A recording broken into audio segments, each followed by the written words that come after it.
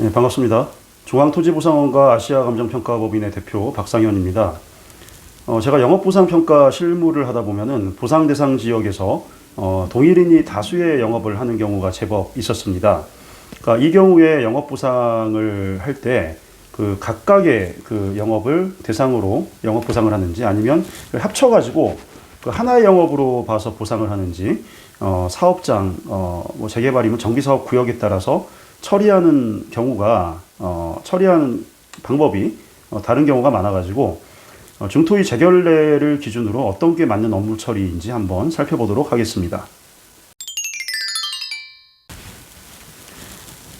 자, 먼저 동일인이 하는 영업이 다른 장소에서 각각 이루어지는 경우, 이 경우에는 장소별로 각각의 영업이 영업보상 대상이 되는 것으로 보아야 합니다.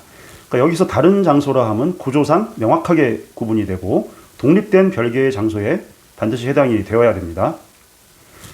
그리고 동일인이 하는 복수의 영업이 같은 장소에서 이루어질 경우가 문제가 되는데, 그러니까 원칙은 같은 장소에서 허가나 신고나 뭐 사업자 등록을 달리해 가지고 다수의 영업을 하는 경우라면은 영업보상 대상은 원칙적으로 하나로 봅니다. 재결례를 하나 살펴보면은 동일인이 카페트 회사와 플로링 회사를 동일 건물에서 그 물건이나 자재 장소의 구분 없이 영업을 행하고 있을 때 이를 별개의 영업으로 볼 수가 없어서 하나의 영업권으로 보고 보상한다는 내용의 2021년 9월 2일자 중토의 재결례가 있습니다. 또 만약 부부가 같은 장소에서 다른 그 종류의 영업을 하는 경우에도 역시 하나의 영업 보상으로 본다는 재결례도 있는데, 배우자가 운영하는 슈퍼마켓 내에서 또 다른 배우자가 식육점을 별도로 운영하는 경우에 슈퍼와 식육점을 별개의 영업으로 볼 수 없다는 내용입니다.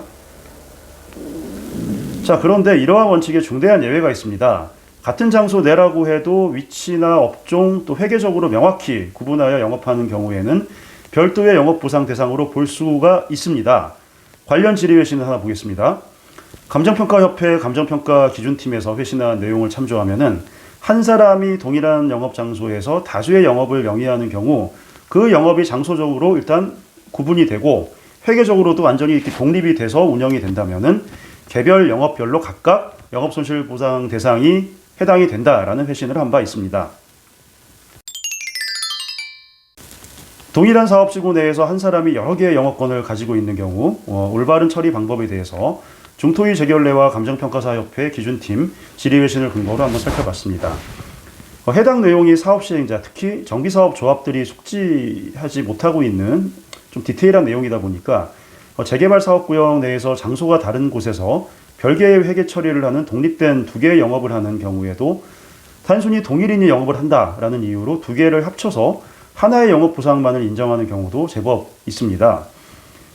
이러한 경우에는 보상금이 좀 다운된다는 문제가 있기 때문에 이러한 경우에 해당되신다면은 오늘 설명드린 내용을 참조하셔가지고 대응하시거나 좀 대응이 곤란하시면은 전문가인 저희 중앙토지보상원으로 문의해 주시면 되겠습니다. 이상 감정평가사 겸 행정사 박상현이었습니다. 감사합니다.